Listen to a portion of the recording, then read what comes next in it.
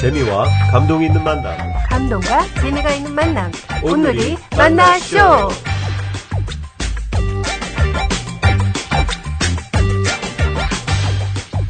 안녕하세요. 오늘이 만나쇼의 제임스 장, 크리스틴 장입니다.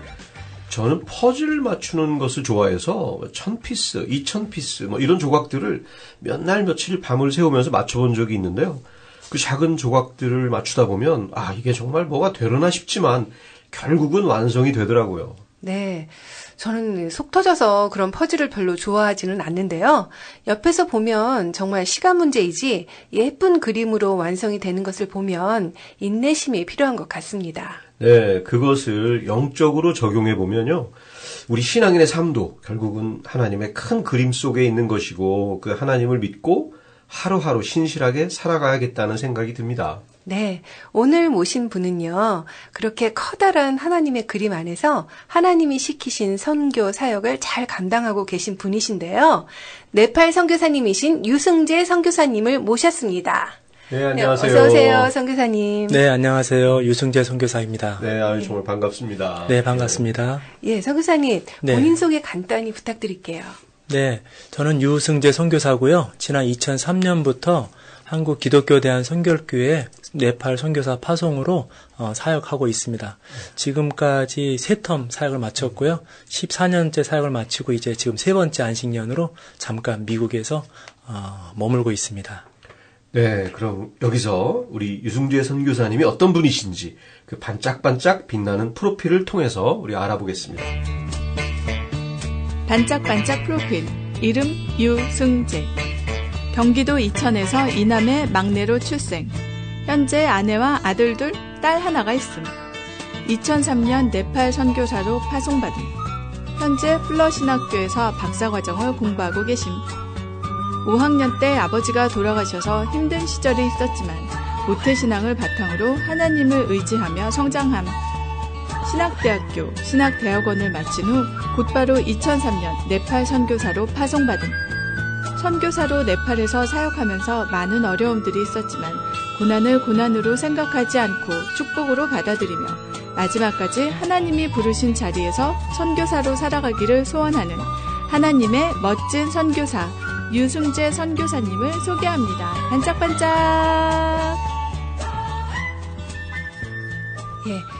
선교사님께서는 그 2003년에 이제 네팔 선교사로 파송을 받고 선교 사역을 하시다가 지금은 미국에서 공부 중이신 거죠? 예, 지금 플러에서 선교 목회학 박사과정 지금 공부하는 중에 있습니다. 예, 그럼 미국에 오신 지는 얼마나 되셨어요? 지난해 9월 6일인가요? 4월인가요? 9월 6일인가 4일인가 그때 들어온 것 같아요. 날짜 정확히 기억이 안 나는데 9월에 왔습니다. 네. 예, 오래되지는 않으셨네요. 네, 얼마 안 됐어요. 아주 네팔과 또 미국이 워낙 또 환경이 다르니까 보시면 굉장히 또 그 차이가 많이 크겠어요. 네, 아무래도 미국은 아시는 것처럼 세계에서 가장 잘 사는 나라고 또 가장 부강한 나라고 반면에 네팔은 인도와 중국이라고 하는 커다란 나라 사이에 끼인 정말 조그만 나라. 네. 에베레스트로 잘 알려져 있긴 하지만 많은 사람들이 잘 모르는 나라. 네. 바로 그런 나라가 네팔입니다. 정말 오늘 정말 네팔 이름만 들어도 되게 궁금하고 네. 또 어떤 말씀이 나올지 저희가 기대가 큽니다. 예. 네. 그럼 여기서 우리가 본격적인 토크에 들어가기 전에 선교사님의 입을 풀어드리기 위해서 저희가 준비한 코너가 있죠. 이름하여 입풀기 OX 퀴즈. 네, 저희가 드리는 질문에 맞으면 O, 틀리면 X라고 재빨리 대답해 주시면 됩니다. 네. 너무 오래 생각하지 마시고요. 자, 문제 드리겠습니다. 첫 번째 질문인데요. 나는 성격이 차분한 편이다. X. X. 아내는 나와 성격이 많이 다르다. O. 나는 아내를 보는 순간 첫눈에 반했다. X. 나는 일을 계획하면 빨리 진행하는 편이다. O. 오, 네, 오, 세 트리플 개. O. 네, 마지막 질문인데요. 나의 아이들도 선교사가 되었으면 좋겠다. 세모. 세모요. 좀 들어보고 싶은데요. 자, 저 첫 번째 질문이 나는 성격이 차분한 편이다. X 하셨는데 네. 우리 답변을 주실 때 벌써 제가 알겠어요. 답변이 잠시 거리낌 없이 팍팍 나오시는 게 또 그렇게 차분하지는 않으신 거죠? 어려서부터 좀 덜렁댄다는 이야기는 많이 들었습니다. 그러니까 네.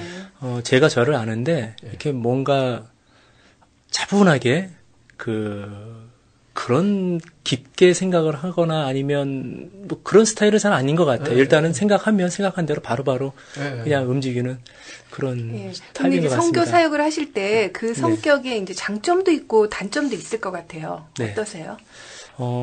일단은 선교지라는 곳이 네. 여러 가지 변수가 많이 맞아요. 발생할 수 변수가 있는 많아서. 곳이잖아요. 네. 그러니까 무언가 일을 하기 전에는 생각을 하지만 일단 하기로 결정을 내리면 예. 이제 바로 그것을 이렇게 추진할 수 있는 예. 이제 그런 장점이 저에게 있다고 네. 생각을 합니다. 그리고 설령 뭐 위험한 일이 있다든지 아니면 뭐 이것이 위험한가 안 위험한가 혹은 이것이 해도 될 만한인가 안 해도 될 만한 일인가 막 계산하고 따지기보다는 일단은 해야 되겠다라고 생각을 하면 그냥 바로바로 하는 해보고. 편이에요. 예. 네. 그러다가 또 틀리면은 또 아예 아닌가 보다. 내가 왜 그랬지라는 또 후회도 자주 하기도 하고. 네.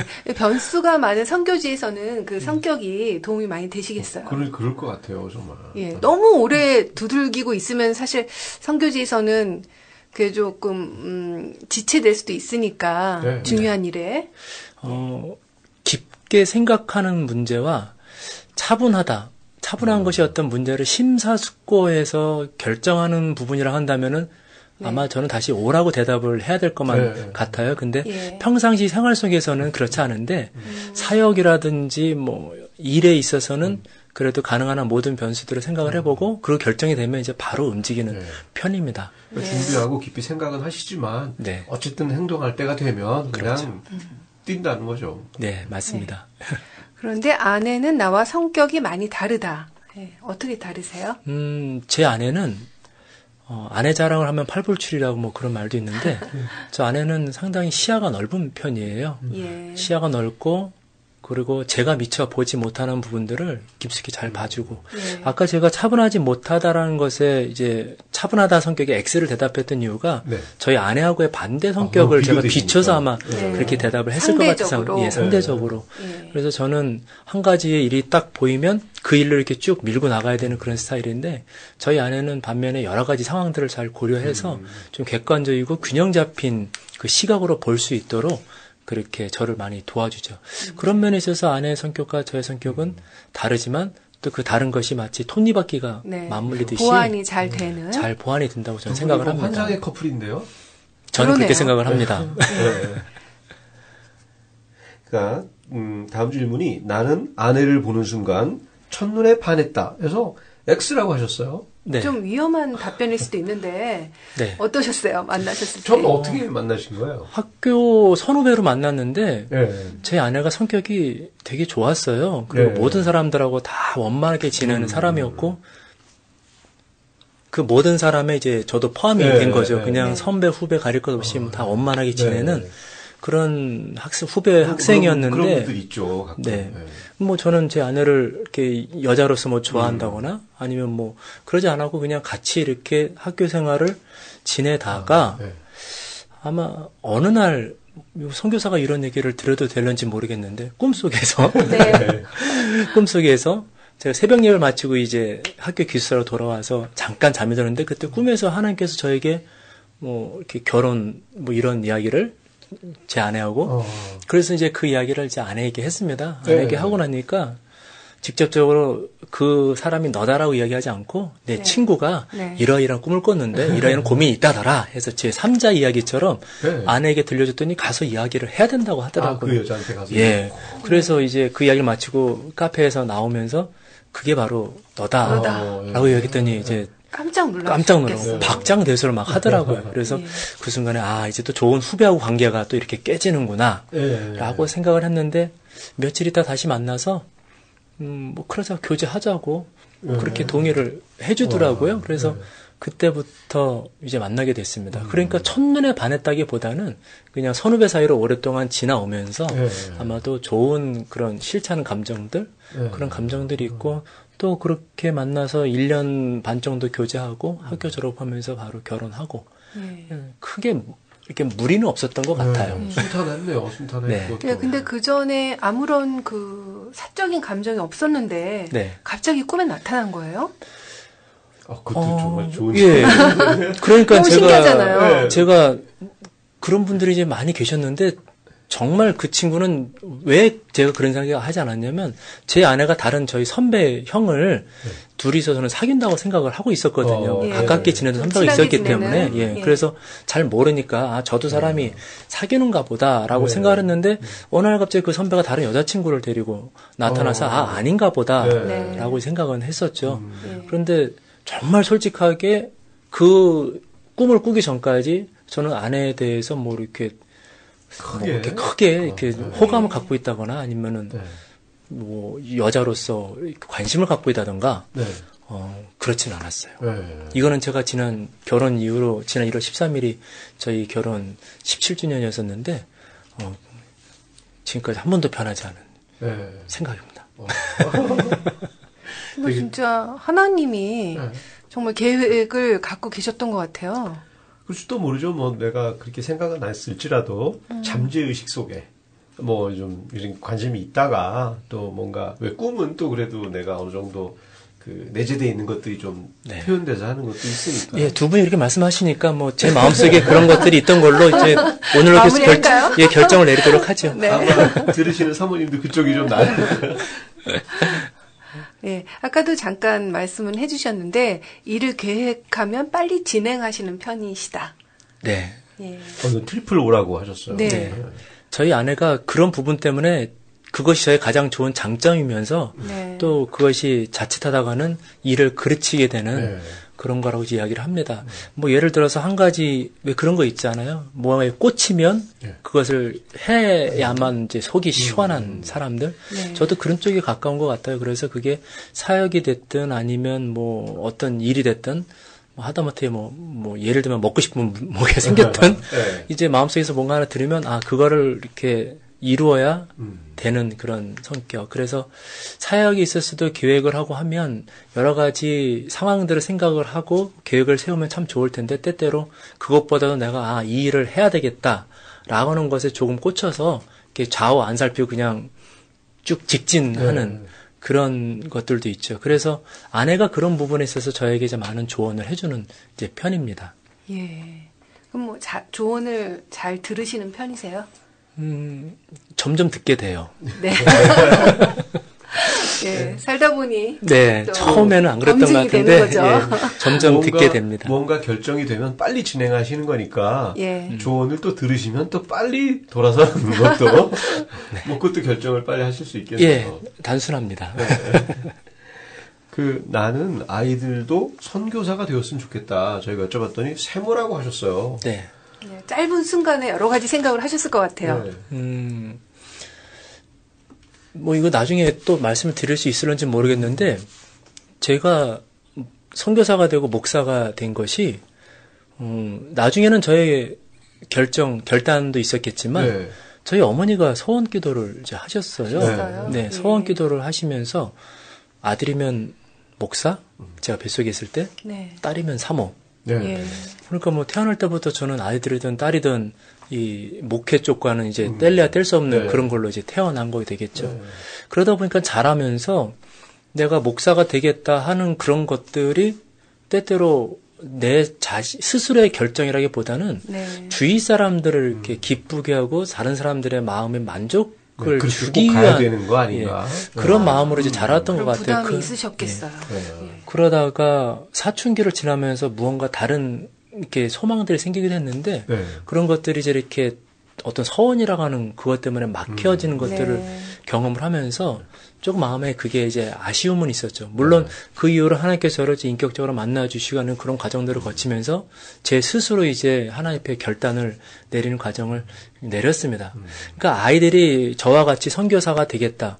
만약 그렇게 된다면 저는 참 기쁘고 감사할 것 같아요. 그런데 그러한 저의 마음이나 아니면 그런 결단들을 아이들에게 제가 먼저 그것들을 권하거나 혹은 아이들로 하여금 본인들이 스스로 판단하고 결정하고 나도 아버지처럼 혹은 나도 네팔에서 혹은 어느 나라에서 이런 선교 사역을 내가 감당하겠다라고 누군가가 그들에게 건네주기 이전에 그들이 스스로 먼저 보고 듣고 경험한 걸 가지고 내릴 수 있다고 한다면 그것이 아버지 된 저에게는 더 큰 기쁨일 것만 같아요. 혹시나 아버지의 말 한마디가 아이들에게 뭐 격려도 될 수 있고 용기도 줄 수 있겠지만 그것이 혹시 아이들에게 본인들의 어떤 객관적인 결정을 하나님 앞에서 그렇죠. 내리는 것보단 오히려 그것을 인해서 그런 결정들을 내리는 게 좀 흐려지지 않을까라는 그런 마음도 있네요. 그래서 아마 제가 그 대답에는 세모 했던 것 같아요. 네. 정말 본인들 스스로의 결정으로 자유의지로 정해서 선교사가 되면 정말 기쁘겠지만 내가 그들의 의사결정에 이렇게 좀 간섭을 하거나 뭐 이렇게 할 생각은 없으시다는 거네요. 네. 근데 뭐 기도는 하고 있어요. 기도는 우리 아이들을 선교사로 사용해 주세요. 혹은 목사가 되게 해 주세요. 그런 기도가 아니라 우리 아이들의 삶을 통해서 정말로 하나님을 기쁘게 해드리고 하나님의 사랑을 본인을 통해서 다른 사람들에게 나눠줄 수 있는 그런 복의 통로로 살아가는 자녀들. 그런 것들이 이제 늘 기도 제목이고 하고 있는 기도입니다. 자녀분은 어떻게 되세요? 아들 둘에 딸 하나 있습니다. 네. 지금 그러면 학생인가요? 네, 지금 큰 아이가 이제 10학년이고요. 네. 둘째 아이가 지금 여기 미국에서 6학년 다니고 있고, 셋째 딸아이가 이제 3학년. 네. 아, 예쁠 때네요. 아들, 딸, 혹시 부럽지 않으신가요? 엄청 부러워요. 그런데요, 정말. 네. 혹시 PD님과 작가님은. 저는 아들 하나, 딸 하나 이렇게 있습니다. 아, 별로 안 부러우시겠군요. 그래도 다복하시고 너무 예쁠 것 같네요. 예, 너무 예쁩니다. 네. 네, 그 사전 취재에 의하면 그 어릴 때 시골에서 자란 것이 선교지에 적응하는 데 도움이 되었다고 하셨는데요. 네. 어떤 면에서 그렇게 생각하세요? 모든 면에서 그런 것 같아요. 그러니까 제가 네팔이라는 곳이 발전된 나라가 아니고 네. 세계에서 가장 가난한 나라로 치자면 둘째가라면 서러울 나라이고 그렇죠. 그리고 개발도 많이 더디고 뭐 최근에 좀 개발이 된다고는 하지만 여전히 도시를 벗어나면 정말 시골 그 자체인 동네이거든요. 네. 또 저는 공교롭게도 네팔에 가자마자 1년 정도 지나고 저 시골에 들어가서 사역을 이제 했습니다. 네팔에서도 시골. 네팔에서도 한참 시골. 예. 카트만두에서 이제 버스로 이틀길. 그리고 뭐 중간에 이런저런 일들이 생기면 뭐 3일이 걸리기도 하고는 이제 그런 오지라고 불리는 시골이었는데 그거 가니까 거기서 어떻게 살아? 하는 사람들의 반응이 참 많았어요. 왜냐하면 뭐 일단 가면 전화도 제대로 안 되고 그리고 그렇죠. 교통도 그렇고 그리고 그 주위에 한국 사람들도 없고 저희 가정하고 그때 병원에서 사역하시던 장로님 내부 말고는 이제 안 계셨었거든요. 그 환경이 그러하다 보니까 많은 분들이 그런 곳에서 어떻게 살아라고 하는 그런 생각들을 많이 가지고 있었는데 저는 그곳에 있는 동안에 제가 오히려 어려 자랐던 그 시골에 산이 있고 나무가 있고 가서 뭐 토끼풀도 뜯어오던 그런 어린 기억들 그러니까 크게 다르다는 것을 느끼지를 않았습니다. 그래서 그렇겠네요. 그곳에 머무는 그 시간이 참 좋았고 큰아이가 어린 시절을 거기서 보냈는데 초등학교 2학년, 3학년 때까지를 제가 거기서 보냈는데 오히려 아이도 동네 아이들하고 뛰어놀면서 이렇게 산으로 들로 말 그대로 흙 퍼먹고 살던 옛날 시골에서 하던 네, 흙 퍼먹고 산다고 그러잖아요. 아이들. 네. 그렇게 놀고 하는 그런 것들이 뭐 저에겐 크게 어려운 일들이 아니었습니다. 왜냐하면 나도 그렇게 자랐고 그러니까 아이도 뭐 그렇게 자라는 것들도 그렇고 그러니까 시골에서 살았던 그런 경험이 그 시골에서 사역 오지라고 불리는 그곳에서 사역에 오히려 도움이 되었던 것 같고 친근하게 느껴지고 왜 네팔 하면은 그 느낌이 되게 물론 뭐 좀 경제적으로는 풍요롭진 않지만 굉장히 사람들 마음씨도 좋고 또 행복 지수도 굉장히 높고 이렇게 들었던 것 같아요. 그분들 되게 인심도 좋고 한국도 옛날에 시골 인심이 되게 좋잖아요. 맞아요. 그래서 시골의 그런 분위기는 정말 뭐 나름대로 되게 아주 한국 시골에 옛날에 사는 느낌 그런 느낌이 있으셨겠어요. 예, 맞습니다. 아마 어려서 시골에 사셨던 분들은 아마 그런 기분들을 다 가지고 계실 거예요. 동네 사람들이 다 가족 같고, 뭐 이른 아침에 이렇게 불쑥 찾아가도 전혀 어렵지 않고, 아침 찾아가면 와서 같이 아침 밥상에 숟가락 얹어서 같이 밥 먹기도 하고. 그 소박한 정서가 있죠. 그리고 이제 뭐 밤중에 누가 어디 가다가 들리면은 방 내어줘서 재워주는 것은 당연하고 저희도 기억 속에 그런 것들이 있거든요. 그 보찜 지고 다니시던 그 장사하시던 분들이 저희 집에 오시면 그냥 밤중에 와서 같은 한 방에서 같이 이불 펴고 주무시고 잘 모르는 분인데요? 예, 모르는 분인데 그냥 장난을 맞춰서 오시던 분들이 그때쯤 되면 집에 오셔서 주무시고 가셨던 그런 생각들이 시골 있어요. 어디서 자라셨어요? 여러분은 지금 ANBC 미주 온누리 방송에서 보내드리는 온누리 만나쇼를 듣고 계십니다. 그렇게 시골은 아닌데 경기도 이천군 대월면 대포리라고 그 쌀로 유명하잖아요. 예. 이천은. 지금은 이제 도로가 좋아져서 서울에서 뭐 한 1시간도 안 걸리는 거리에 있었지만 그때만 해도 의천 읍내까지 와서 이제 자갈길 행길가로 이제 완행버스를 타고 1시간을 가고 해서 이제 들어갔던 그런 동네였어요. 그러다 보니까 시골에서 네팔 사람들도 시골 인심은 한국이랑 똑같더라고요. 서울 사는 사람들은 조금 이렇게 깍쟁이 같은 면이 있지만 시골 사는 사람들은 이렇게 넉넉하고 먼저 도와주고 나눠주고 하는 그런 것들. 가난하지만 여유가 없어도 마음은 풍요로운. 근데 제가 사역했던 그 도티의 그 이웃들도 똑같았습니다. 제가 한국에서 만났던 그런 시골의 어른들, 이웃들 같은 모습이었던 것 같아요. 그런 인심이나 또 막 이렇게 네팔 하면은 그렇게 또 전쟁이 많지는 않았잖아요. 전쟁이 외부의 침략을 받았던 나라는 아니에요. 그러니까 아시아에서 개발도상 국가 가운데 외부의 세력의 주권을 빼앗기지 않았던 나라. 제가 알고 있기로는 태국이 그런 나라였었고 네팔도 주권을 빼앗기지 않은 나라였습니다. 그러니까 사람들의 그 내전도 별로 자부심이 대단하죠. 그런데 내전은 있었어요. 그래요? 예. 내전이 1996년부터 그 마오이스트라고 불리는 그러니까 중국의 모택동주의를 쫓는 공산당 그 세력들이 1996년부터 시작해서 약 10년 동안 2006년까지 그 마오이스트 내전 그거를 이제 했었죠.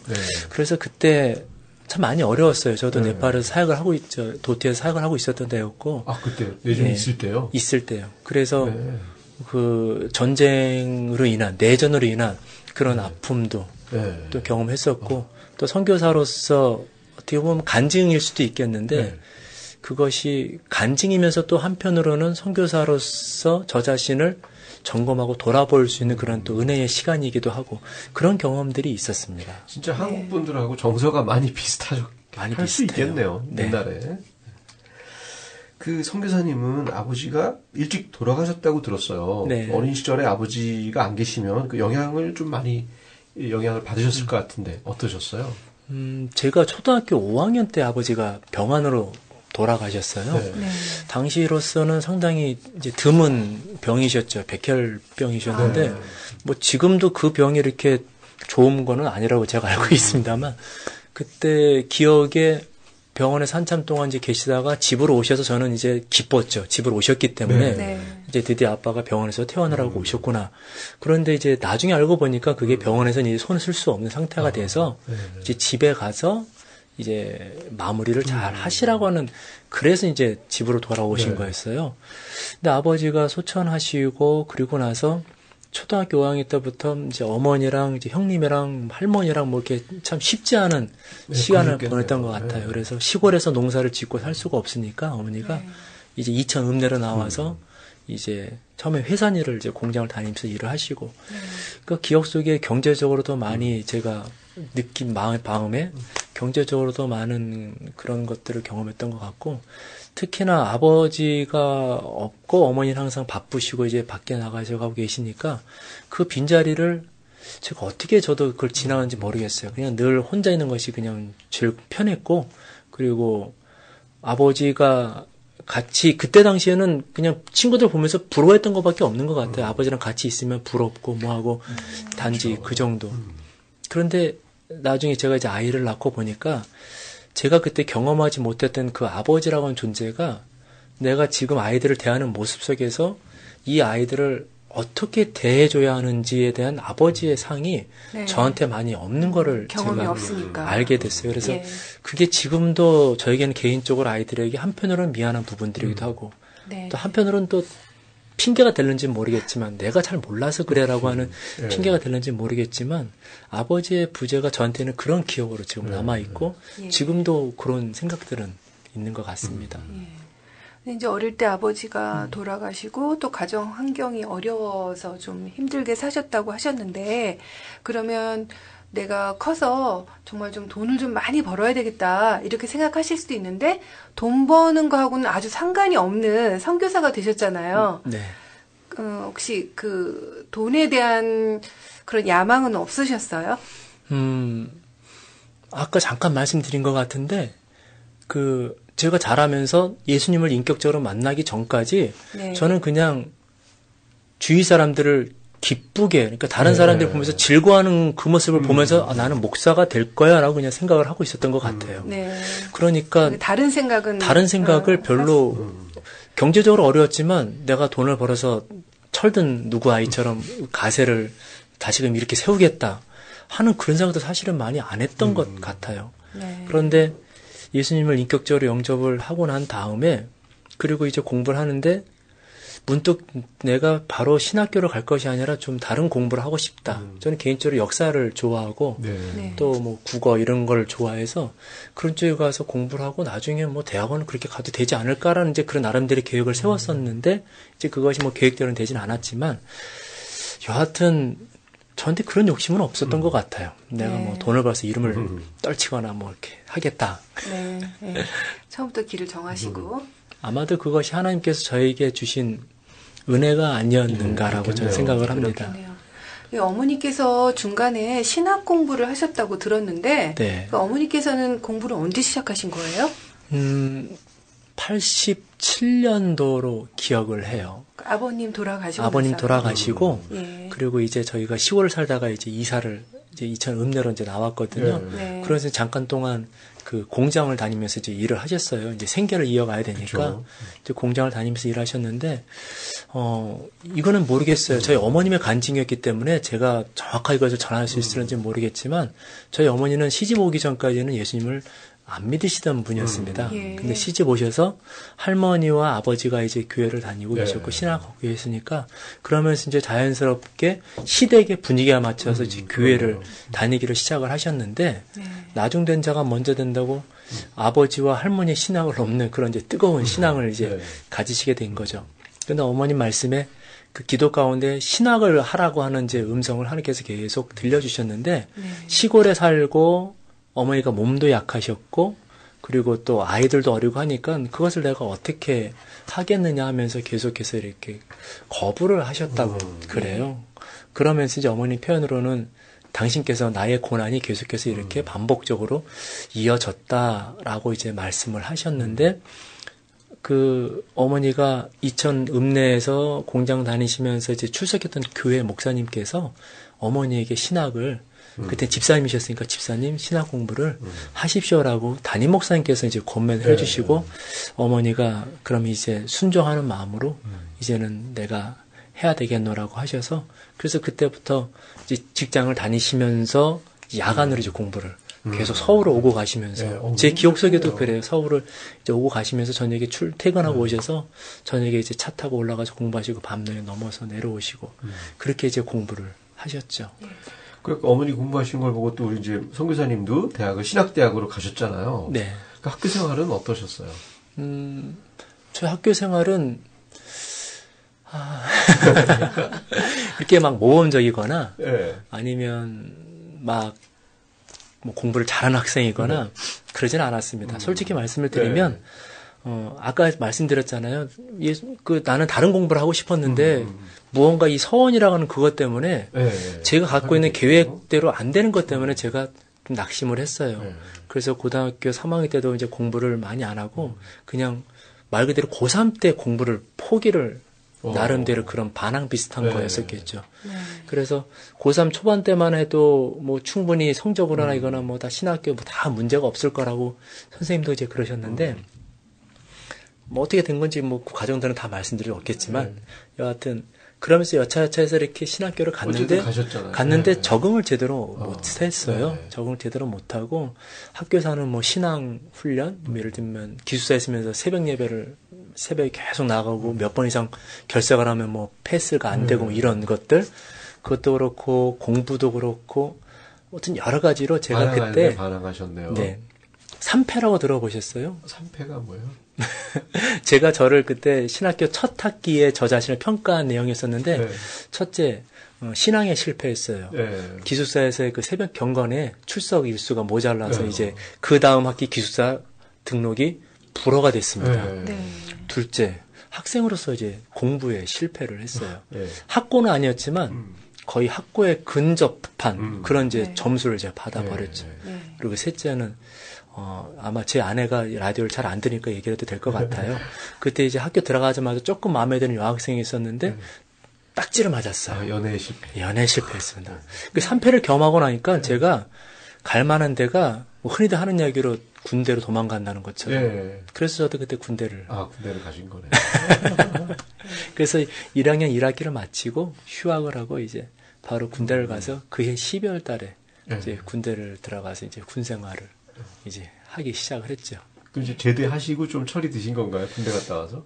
예, 제대하고. 그러니까 제대하시고 나서 다시 이제 하나님께 방향을 맞추게 된 계기가 있으셨어요. 네, 있었어요.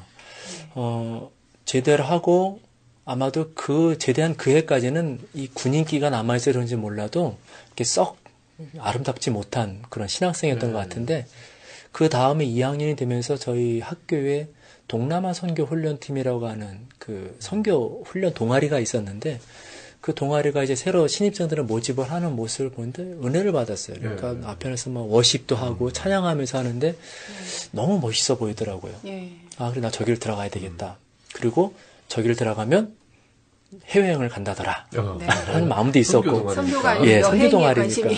그러니까 처음에 이제 그렇게 해서 앞에서 여학생들이 막 워십도 하고 모습도 이렇게 뭐 예뻐 보이고 또 해외여행도 간다고 하고 그렇게 해서 이제 들어갔는데 거기에서 훈련 과정을 쭉 거치면서 무언가 계속해서 이제 그 빠지지 못하게 하는 이제 그만두고 나가고 싶지만 무슨 목적이 됐든 어쨌든 거기서 1년을 남아 있으면서 첫 선교 여행지로 베트남, 인도네시아, 태국, 네팔, 베트남을 그때 처음 다녀왔어요. 다녀오면서 내가 생각했던 선교와 실제 선교 현장이 많이 다르다는 걸 알았죠.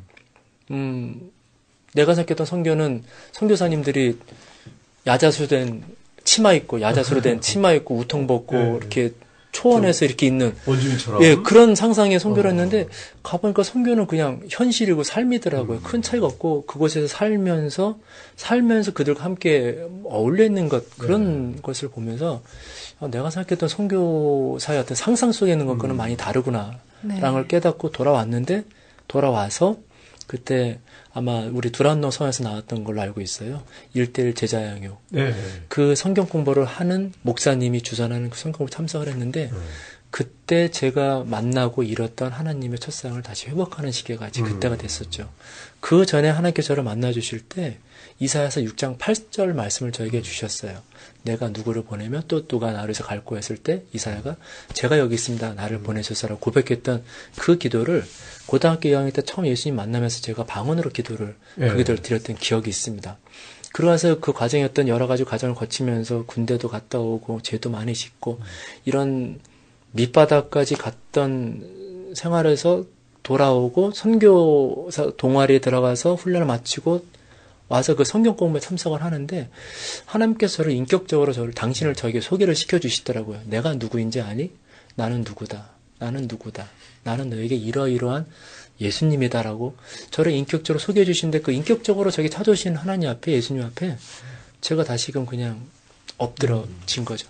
그래서 다시 그때 예수님을 인격적으로 그때는 이제 지성적으로 이성적으로 예수님을 인정하고 받아들이면서 그러면서 제 그때의 삶이 그때 나에게 주셨던 그 말씀이 나를 선교사로 부르셨던 말씀이구나라는 것을 깨닫고 비로소 의지적으로 이성적으로 지성적으로 이제 저 자신을 하나님 앞에 굴복을 시킨 거죠. 그리고 나서 그 뒤로도 2년을 더 그 학교 선교 동아리에서 이제 활동을 하고 졸업을 하고 대학원을 가고 하면서 그런 과정들을 거치면서 자연스럽게 이제 선교사까지도 쭉 이어졌던 것 같아요. 그럼 결국 선교사가 되시게 된 계기가 그 동아리에 가입을 하면서 그게 이제 어떻게 보면 하나님이 그 동아리를 통해 선교 동아리에 들어가시니까 이렇게 더 선교사가 되는 길로 이렇게 좀 흐름이 가신 거네요. 그 선교 동아리가 선교사가 되게 한 계기라고 생각하지 않고요. 네. 하나님께서는 저를 처음에 부르시고 저를 향한 하나님의 커다란 이야기는 저를 선교사로 네팔 선교사로 보내셔서 이렇게 사역을 하나님의 사역 가운데 참여를 시키는 것이 하나님의 커다란 이야기였는데 그 이야기 안에 제가 하나님을 만나면서 그 이사야서 6장 그렇죠. 8장 말씀을 주셨고 중간에 그런 힘든 것들을 경험을 하고 군대를 가서도 고생을 많이 했어요. 네. 군대 가서 고생하면서 그런 경험들이 나중에 선교지에서 경험할 수 있었던 그런 고난이라든지 아픔들을 고난으로 여기지 않을 수 있도록 네. 하는 그런 여유를 할까요? 그런 것들을 저에게 심어줬던 것 같아요. 미리 훈련을 맞아요. 많이 예. 시켜주셨네요. 그걸 거치면서 이제 선교 동아리를 통해서 다시금 이제 그거를 저에게 이제 보여주신 계기가 되지 않았나. 그래서 저는 개인적으로 그 제가 활동했던 그 선교 동아리 지금은 없어졌더라고요. 네. 한국 대학이라든지 이런 데가 이제는 선교라든지 뭐 훈련 이런 것들에 대해서는 인기가 별로 인기가 없는 거예요. 신학교에서도요? 예, 신학교에서도 그 선교자가 들어간 동아리들은 대부분 다 이렇게 그 흔적이 예. 그래서 저는 이제 그렇게 생각을 합니다. 네. 그럼 이제 선교사로 파송은 어떻게 받게 되신 거예요? 저는 교단 선교사 파송이에요. 네. 제가 소속되어 있는 기독교 대한 선교교회는 그 선교사를 파송할 때 그 교단 선교사를 모집을 하고 이제 파송하는 주체는 교단이 되되 그 선교사를 후원하는 교회들을 이렇게 모집해서 따로 연결해 이제 후원금을 이제 하도록 이제 하는 거죠. 네. 그래서 교단 선교사로 2002년도에 들어가서 허입이 돼서 1년 동안 훈련을 받고 2003년도에 이제 네팔로 파송받아 이제 가게 됐죠. 근데 처음부터 네팔로 가려고 했던 것은 아니었습니다. 네. 선교지는 어떻게 그럼 네팔로 정해지신 거예요? 제가 학교 동아리 있으면서 네팔을 2번을 다녀왔어요. 네, 첫 선교지를 갔던 것도 네팔이었고 그 다음에 한 번 더 갔을 때도 이제 그 다음에 세 번째 해에도 이제 네팔을 갔었는데 네. 갔다 올 때마다 저는 네팔로 내가 선교지로 와도 내가 네팔로 다시 안 올 것 같다라는 생각을 하면서 네팔을 떠났습니다. 왜 그렇게 생각하셨어요? 왜일까요? 별로 이렇게 호감이 없었어요? 네팔에 대해서? 제가 보시기에는 어떨런지 모르겠지만 생각으로 이렇게 깔끔을 떠는 사람 중에 보기에 하나예요. 깔끔해 보여요, 굉장히. 감사합니다. 그래도 처음 들었는데 뭐 보기에는 털털해 보이고 이렇게 그럴 것 같지만 은근히 뭐 냄새라든지 아니면 그 청결이라든지 이런 거에 대해서 싫어하세요? 그냥 신경이 쓰이는 사람이었었어요. 네. 그렇다고 지금도 막 이렇게 깔끔을 떤다든지 뭐 그런 스타일은 아니지만 근데 네팔에 왔는데 너무 시끄러운 거예요, 동네가. 경적 소리면 뭐면 너무 이제 소음이 시끄럽고 두 번째 도시가. 네. 그리고 너무 냄새가 심하고 네팔은 힌두교 국가이기 때문에 곳곳에 신당이 있고 네. 그곳에서 제사를 하는데 제사를 다 향을 피워서 제사를 해요. 근데 그 향 냄새가 처음 맞는 사람한테는 정말 머리가 아플 정도로 아주 고약하거든요. 그렇겠어요. 그 냄새도 싫었고 그리고 세 번째 먹는 게 참 중요한데 그렇죠. 네팔의 그 현지식을 참 대하는데 그때 생각에 지금은 제가 제일 좋아하는 거예요. 근데 그때는 이게 사람이 먹을 만한 음식인가라는 생각이 들 정도로 너무 음식이 보기에도 네, 위생적이지도 못하고 별로고 예. 색깔도 그렇고 그래서 왔다 갈 때마다 내가 여기는 다시 올 것 같지가 않다 했는데 한 번 더 갔고 두 번째 갔다 올 때도 내가 이제 이게 마지막이지 2번 왔으면 충분하지 뭐 다시 여기 올 일은 없을 것 같다라고 생각을 하고 네팔을 떠났는데 정신을 차려보니까 아내 손을 잡고 10개월 된 큰아들을 안고 네팔 공항에 살러 들어와 있는 모습을 발견을 한 거죠. 네. 그 교단에서 이렇게 정해주시는 건가요? 교단에서 정해준다기보다도 하나님께서 교단을 통해서 정해주시는 거라고 저는 생각을 합니다. 네, 그래서 다른 곳으로 이제 처음에는 마음을 먹고 미얀마 쪽으로 이제 가고 싶었어요. 왜냐하면 태국에 가서 그 태국에는 그 산족 사람들을 만나게 됐는데 그 사람들에 대한 제 애정이 참 크다라는 걸 이제 막 느끼고 그래서 태국은 이제 선교사님들이 많이 계시니까 선교사가 그때만해도 많이 없었던 이제 미얀마 그 부족은 미얀마에도 있으니까 내가 미얀마 가서 이렇게 사역을 하고 또 제가 개인적으로는 한국 외향선교회에서 잠깐 짧지만 간사 생활을 하면서 계획을 세웠었죠. 선교사로서 내가 가서 양곤 항구에서 미얀마 사람들을 만나고 그 사람들을 내지로 보내고 그러면 그 내지로 들어간 그 사람들에게 내가 저촉종이 돼서 들어가서 하겠다라고 개인적인 선교의 계획을 화려하게 세웠었는데 좋으신데요, 아주? 네, 괜찮았던 것 같아요. 제가 생각해도. 그런데 훈련을 받고 파송을 받고 나가야 되는데 선교사에게 가장 중요한 것은 훈련도 훈련이지만 가서 생활할 수 있도록 후원해 주시는 그 그렇죠. 약정도 참 중요하잖아요. 그러니까 제가 목표했던 모금액들이 하나도 채워지지를 않는 겁니다. 그래서 이제 기도하고 있는데 그때 마침 네팔에서 선배 선교사님이 전화를 주셨어요.